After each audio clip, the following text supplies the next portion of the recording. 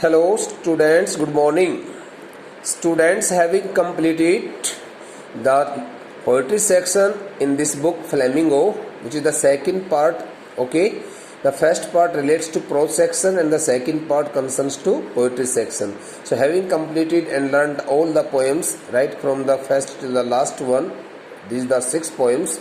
Now it is turn to come to this prose section, and I have decided to start this the 5th chapter Indigo, because in my online lecture, which is delivered by me every day through Zoom cloud meeting app, okay, I would also like to start this the chapter today, and I think you should also connect this the Zoom app every day and get full benefit of my online lecture. So dear student, this is the chapter Indigo. I know it very well that you might have learned this chapter, okay, when the school ran smoothly. But now since the lockdown was imposed, so I think you have not been able to complete all the chapters thoroughly. So now we would like to start this the chapter Indigo, okay, in this lecture, and it may take around 3 to 4 lectures also, because it's a bit lengthier chapter compared to the other ones. So then, but it is very interesting chapter. So in this chapter Indigo, as we can see here about the author, so the chapter Indigo is written by Louis Fischer, okay. And now first of all we should read something about the author here, Louis Fischer, who was born in the year of 1896 and died in the year of 1970, okay. Was born in Philadelphia.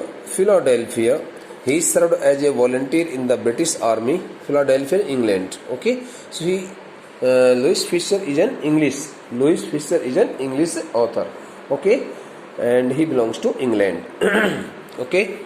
So dear students, he served as a volunteer in the British Army between 1918 and 1920. He served as a volunteer. He joined British Army willingly, voluntarily, without any pressure and force. Fischer made a career as a journalist. First of all, he started his career as a journalist and wrote for the New York Times, the Saturday Review, and for European and Asian publications. He also wrote for these all publications, okay. He was also a member of the faculty at Princeton University.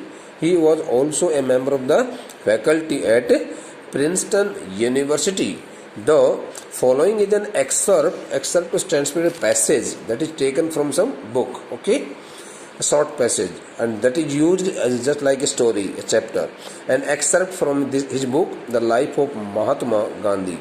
He also wrote a book, okay, entitled The Life of Mahatma Gandhi, and this the chapter which we are going to read in this lecture, okay, is also taken from the same text, from the same book.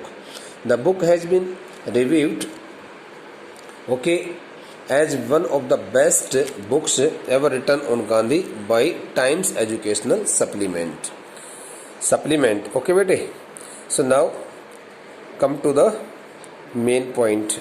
Here are some expressions as written here in the beginning of this chapter. Notice these expressions in the text. These expressions will meet us while reading this text.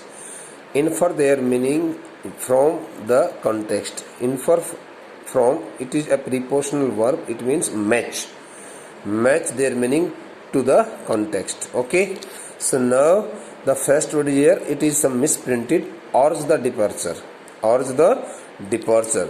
This the phrase has been, okay, put up here in the beginning, or you may say in the vocab part, in the glossary of this chapter. So this the section is known as a glossary section, beta. Glossary section, glossary, glossary section, in which only the words are given and sometimes the meanings to the given words are also written here in the textbook, but here the meanings are not written. We will have to find the meanings. So the word urge stands for here. Sometimes the word urge is used as to give advice, advocate somebody, but here the word urge stands for here. So far as I am concerned to this statement as written here in this first passage. Okay, bete, the word urge stands for here force, compel. So you should write here the meaning of this short expression. Urge the departure stands for here compel to leave the country. Compel to leave, force to leave the country, force to leave, or force to leave the country, or force to quit the country, quit India. Okay, urge the departure. Here the word advise does not suit to this phrase. So here the word urge stands for here exhort, exhorted. Suppose we say something forcibly, exhort, exhort, it's a verb, and force is also a verb, compel is also a verb. Okay, because urge is also a verb here. Now the next word is here, conflict of duties. Oh, conflict of duties. This is the short expression. Stands for here a confusional state, a state of confusion, a state of confusion between any two decisions. A person who finds himself fully unable to take the decision whether he should attend the first job or attend the second job. So it is known as conflict of duties. Find himself in big dilemma, dilemma. Find himself in a big dilemma. Okay, so this the word also is also used here in this text when Gandhi found himself in a very complicated situation. He found himself in a very complicated and confusional state. He could not decide what he should do, but he had to take one ultimate decision, and then he stood with the poor peasants of Champaran and spoke against the British landlords. So conflict of duties, here the very shortcut meaning is here. Shortcut meaning you can write here, bete. Conflict of duties stands for here confusional state of mind that stops a person to take any final decision. Okay, confusional state of mind, or you may say confusional state of mind. It is the correct. Fall into a big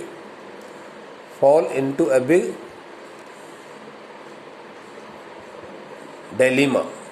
Okay, dilemma. Dilemma stands for here in dvida. Okay, a person who finds himself in double responsibilities. Okay, and the next word is here harbor a man like me. Harbor stands for here, generally harbor is used as a port. Okay, port where the ships are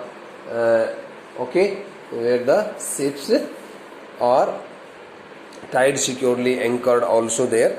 So but here this word harbor stands for here secretly shelter a person, secretly shelter, give a shelter to a person secretly, means allow a person to stay, keep a person in possession. So here the meaning is very clear. Harbor stands for here secretly shelter. Secretly shelter means गुप्त रूप से बगैर किसी को बताए किसी को ठहरने के लिए आश्रय देना, जगह देना, रुकने के लिए स्थान देना, उसके लिए आता है हार्बर. ओके, ये कोई बंदरगाह इत्यादि के लिए नहीं है. C K prop stands for here get advantage. Okay, so now let's start reading the first passage, and I would also like to give you some questions also based on the extracts. Kindly keeping your textbook in hand, you can also read the same line when I start reading it, and you can also get full benefit of my voice. When I first visited Gandhi, here in this first line the letter I stands for here the author Louis Fisher. Louis Fisher. When I first visited Gandhi in 1942 at his ashram in Sevagram in central India, he said. Louis Fisher contacted Gandhi in the year of 1942, just before 5 years of India's freedom. 5 years before India got or attained its freedom. At his ashram, when Louis Fisher met Gandhi, contacted Gandhi at his ashram in Sevagram in central India, situated in central India, Gandhi said something to Louis Fisher, and the words are written here. He said, I will tell you how it happened. So, during the conversation that took place between Gandhi and Louis Fisher at Gandhi's ashram, in Sevagram, Gandhi told Louis Fisher that he would like to tell him each and every detail of the incidents, which had happened there in Champaran, and which had encouraged him, which had allowed him to say something to the Britishers, that I decided to urge the departure of the British. He told Louis Fisher that he would like to tell him each and everything in detail, how he took such kind of courage to force and compel all the Britishers to quit India, to leave India, to quit India, very immediately. It was in 1917.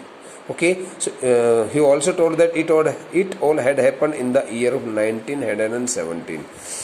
Now I would like to give you here some questions. If you are interested in my questions also, so first question could be here: who is I in the first line, or you may say whom does the letter I, whom does the word I refer to in the first line.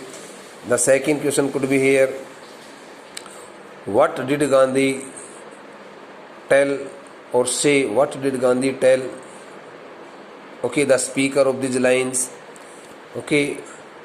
What had Gandhi told the Britishers? What special incident had taken place in the year of 1917? So these the four questions could also be given to you. So dear students, I would like to give you the questions, not at this moment but later. First of all, we should read the chapter. So now let's start reading the next passage.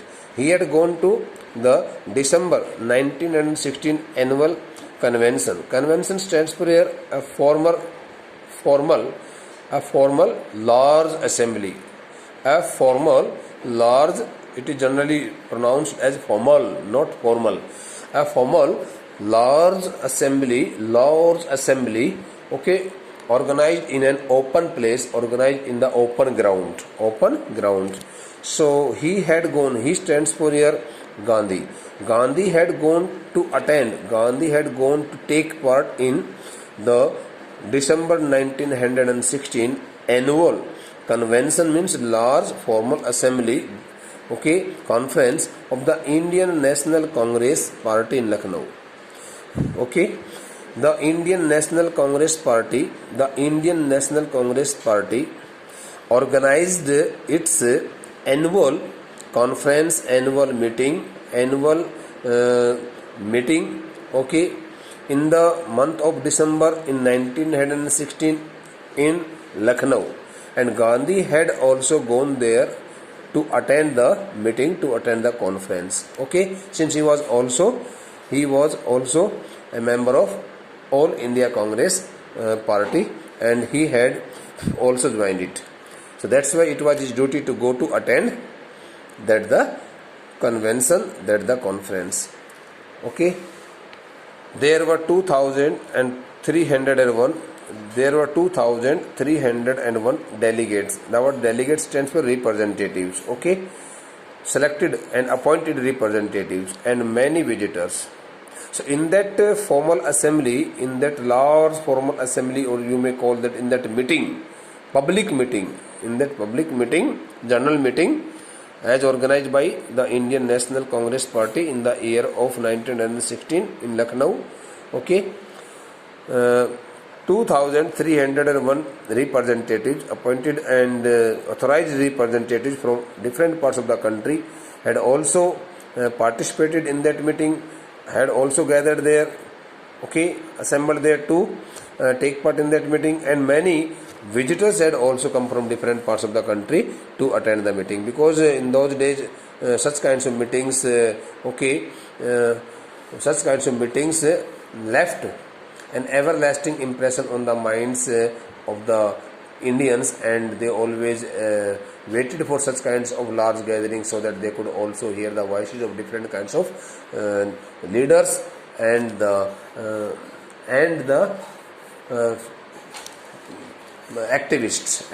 activists, okay, especially for the freedom of the country, okay. During the proceedings, when the meeting was going on, and there was the process of the meeting was going on, Gandhi recounted. Though Gandhi was already present there in that meeting, so while attending the meeting, or you may say that during the proceedings of the meeting, Gandhi all of a sudden remembered something, okay, and he remembered something, and that was, a peasant came up to me, okay, looking like any other peasant in India, poor and emaciated, okay, very polite, very kind-hearted. Emaciated stands for kind-hearted. Look not so dangerous, look not so very aggressive, very kind-hearted, polite-hearted, very emaciated stands for very humble, okay, very humble also. So, and said, I am Rajkumar Shukla. So while attending, or you may say during the proceedings of the meeting, of the conference, of that public meeting, Gandhi recounted some words of the poor peasant who looked like any other peasant, okay, in India, in country, and that the peasant looked so poor, so simple, so very kind-hearted, okay, and so polite also by his nature, and that the peasant had spoken some words to Gandhi, okay. And he said that I am Rajkumar Shukla. He told Gandhi that his name was Rajkumar Shukla. I am from Champaran, and he also told that he had come to meet him. He had come to attend the meeting from Champaran, and I want you to come to my district. He also told Gandhi that he wanted him to come to his district. Okay, he wanted him to come to his district. So whenever you want to get the translation of some chapter, so you should also translate the chapter in the indirect speech using the past tense. Gandhi had never heard of the place. And it was the first time in the life of Gandhi when he had come to know about the name of Champaran, and he had never heard of it in his life before. It was in the foothills of the towering. Okay, foothills of the towering. It was situated. Champaran. The place Champaran was situated in the foothills. Foothills stands for lower part of the hills or the mountains. In the foothills of towering. Towering stands for rising very high up to the sky. Okay, Himalayas. It means very huge sized. Okay, Himalayas near the kingdom of Nepal. So now, when he came to know about the location of the place Champaran, he came to know that Champaran was situated, okay, situated in the foothills of the Himalayas, lower part of the Himalayas, and very near in the Himalayas, near the kingdom of Nepal. The boundary of the LOC of line of control of Nepal was also very near to that place. So Gandhi was greatly surprised to see it all, because he had never heard the name of that place, Champaran. So but one thing here I want to tell you here. Initiated, I have explained this the word. Here are two words. First initiated, and then the word is here foothills. Only two words are, and the word is delegates. Three meanings. So the word initiated also stands for a thin and weak fellow, kind-hearted person who looks very kind and simple by nature. But generally we also take the meaning of this word. Initiate means kind-hearted, looks simple, sober, and thin and weak physically. A person who looks very thin and weak, okay, in his physical structure. We may also call him an initiated person. Okay. So now I think we have completed here the first two passages in this textbook. Okay, in this chapter. Sorry. So now I would like to write here. We would like to start the next passage here. Under an ancient arrangement. Okay, under an ancient arrangement, the Champaran peasants were sharecroppers. Under an ancient arrangement stands for here, as per the ancient tradition and custom. In those days, people used to work under some certain agreements. The agreements which were legally made on documents. Okay, and the documentations were prepared in the courts. So under an ancient arrangement, the Champaran peasants stands for here the farmers, small scale farmers, were sharecroppers. Sharecropper stands for here farmers who work in the fields of the lands owned by some other persons, owned by the landlords. Okay, जिन ज़मीनों के मालिकाना हक किसी और के पास होता है, लेकिन किसान वहाँ काम करते हैं, उनको बटाईदार किसान कहते हैं. शेयर क्रॉपर्स का मतलब होता है बटाईदार किसान. Under an ancient arrangement means as per the arrangement made in the ancient time. Arrangement stands for here. The word arrangement stands for here agreement, okay, based on documentation made between two parties. The Champaran peasants were sharecroppers. Almost all the peasants in the district Champaran in Bihar, okay, used to work as the sharecroppers, since their lands had been occupied by the British landlords. Rajkumar Shukla was one of them.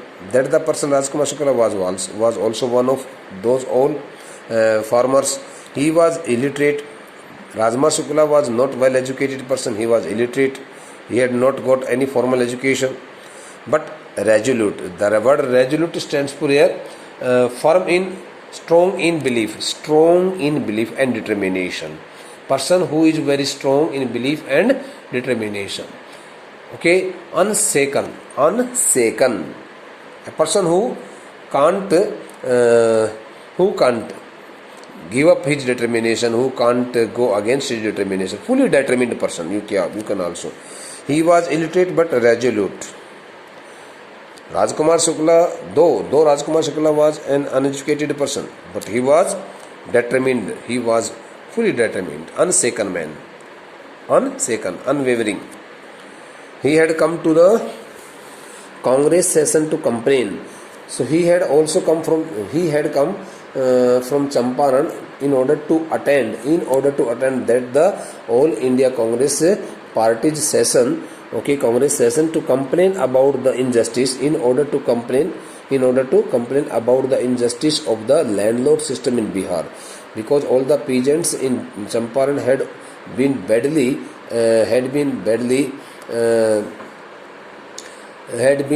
badly tortured and had been badly